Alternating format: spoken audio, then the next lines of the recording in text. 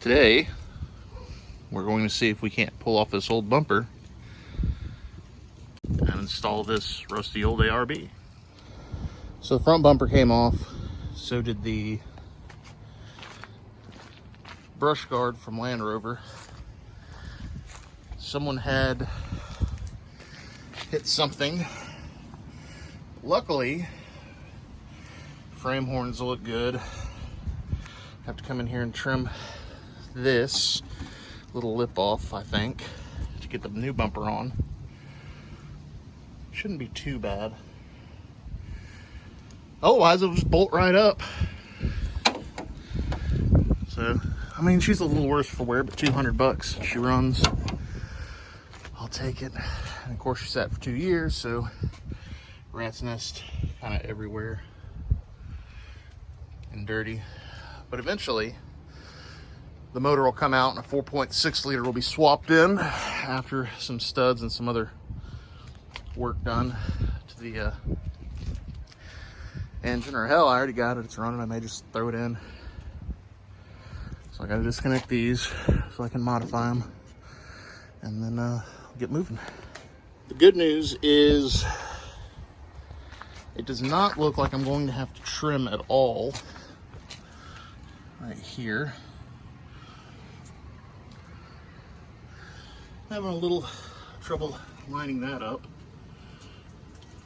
but I've already got this side in, so I'm probably going to have to take that bolt out and move this back out a little bit in order for it to give this side enough room to slide in. But this is what we're looking at right now, which is a lot better than the old crushed bumper. So we're getting there, little by little. I took this on because, I don't know, I'm just not ready to rip the interior out yet. It just seems like a bigger job than I want to deal with right now, but at the same time, I know it's not. Like I said, I found a rat's nest. As I showed you a little earlier, I found a rat's nest in the air box. So what they had actually done also on top of building a nest was they'd shoot up the filter like they do. So I'll have to get another filter before we do too much driving with this, obviously. I mean, I can move it around the yard, it's not a big deal. And then I'll have to clean in there because I don't know the extent to which they've built a nest in front of the radiator, which we all know what it's like when a Land Rover gets hot. It's not good for that 4 liter or the 4.6 or the 3.9. So also, let's just look, how cool is this, huh? Found a bottle opener online. I actually bought this before I bought the trucks, but this is you know, nice if you're camping out, you got a cider or an ale. So again, I got to do some cleaning. So all right, well, I will update again once I get this lined up a little better and I get some bolts in. There she is, new bumper installed. New, quote unquote, new to me. I guess kind of old to me too.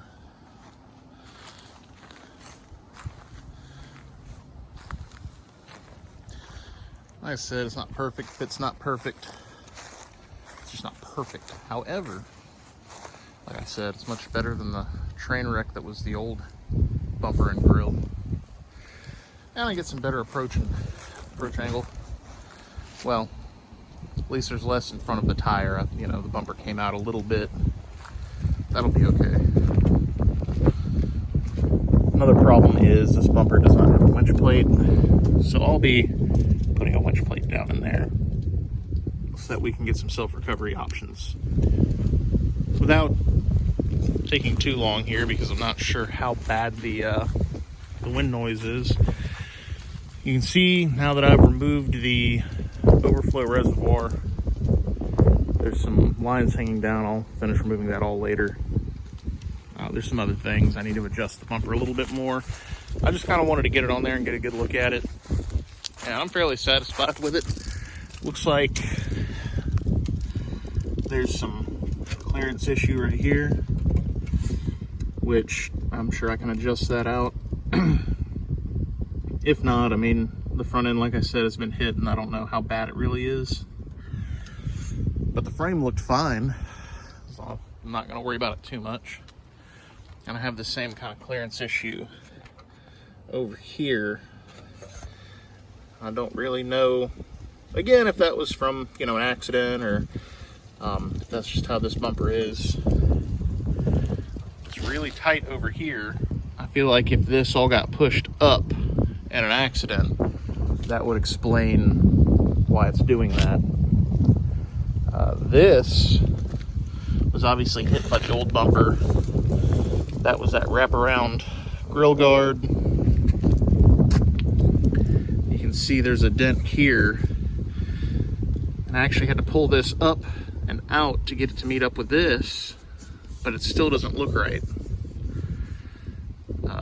And this was running all up into this when I first started to try to put it on, until I moved that, you know, out and up. And when I did that, it also kind of pulled it this way. So we'll see how that works out.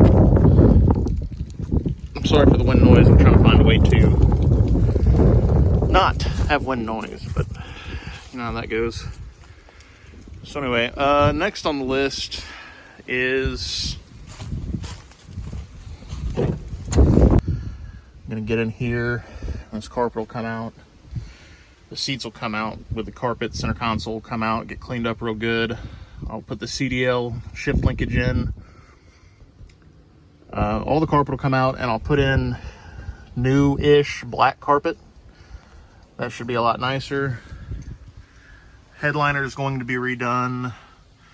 Almost positive the headliner will be black bed liner. I'll just pull all this out, clean this off up here, and then bed line it. I'm gonna let the interior stay kind of naked for a little bit. Once I pull the carpet out, because I would like to make sure that it is definitely not leaking in here. I've sealed up the sunroof, sunroofs front and rear. So I'll also be pulling all the old purple nasty tint out of here.